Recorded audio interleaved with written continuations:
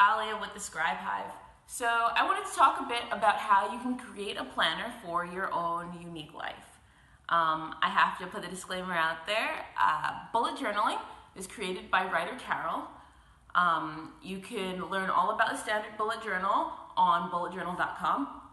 So I call it the standard bullet journal because there's different types of bullet journaling. I'm not going to talk so much about the standard bullet journal because you can learn about it on writer Carol's website. I'm going to talk about the style of bullet journaling I use. That is, I call the Spartan bullet journal.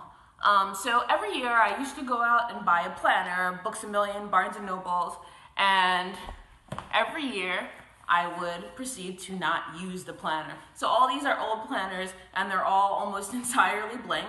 They're all from different years. And the thing is, they're just not designed for my life. They don't work for me. Some of them will have like little pieces for each day, little sections for each day, and I don't need that every day. I might need it some days, but I found that I can work from the same list for 3 or 4 days before I'll go ahead and transcribe everything to a new list. There's some time periods I need less journaling, there's some time periods I need more, and I found that those methods didn't work for me. So when I heard about bullet journaling, I was like, hey, I'll give it a shot. And I did, and it's been absolutely amazing.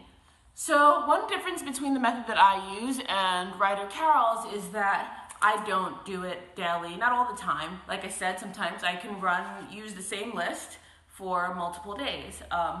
Also, in the traditional bullet journal, you use a future log, which is like, this is a little bit, complicated, but this is a future log, and it just keeps track of your life for, 6 months at a time is what he does. I don't really use it. I use Google Calendar. It's what works best for my family.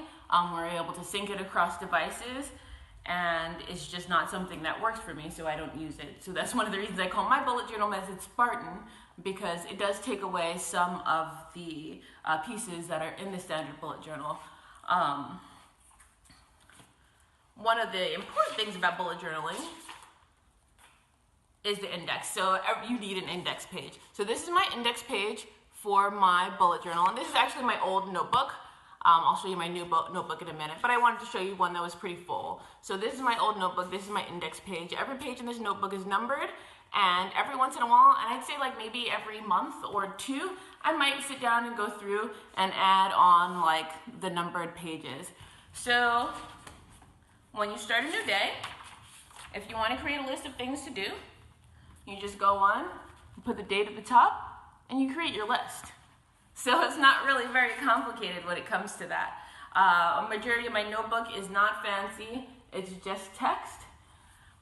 Besides my list of things to do, I'll show you some of the other things that I like to keep track of. So one thing I do keep in here, which I use quite a bit, is like my son's insurance information.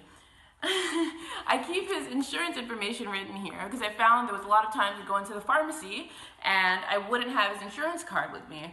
And having it written in here, a lot of times my phone didn't work because it was really back on the inside of the pharmacy, and a lot of times it doesn't work in grocery stores.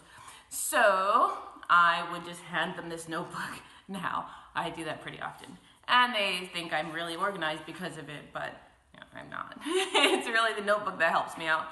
Here's another list I keep, is interesting things to research.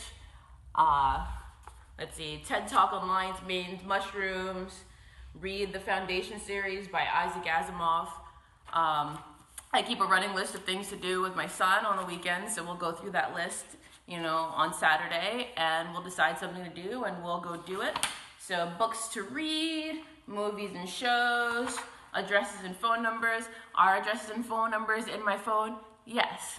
But I lose my phone, or usually I find it's a lot easier, just with at least the important ones, to keep track of them in my notebook. Quotes, a list of Audible books. The Audible app doesn't really work well to keep track of the books that you've bought and not listened to, so I just keep them written down in here. And there's just a ton of stuff in here, a ton of lists that I keep track of things that I keep track of.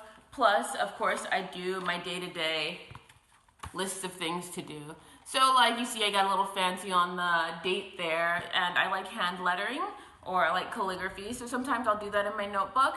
I like to call that an artistic outlet where you can do like little extra things in here if you wish to.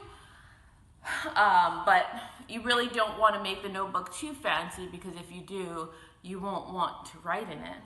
Another thing I do in here is me and my son's father, we co-parent. So I usually have a page that's notes for my son's father, and every time I think of something that I need to tell him, I write it down.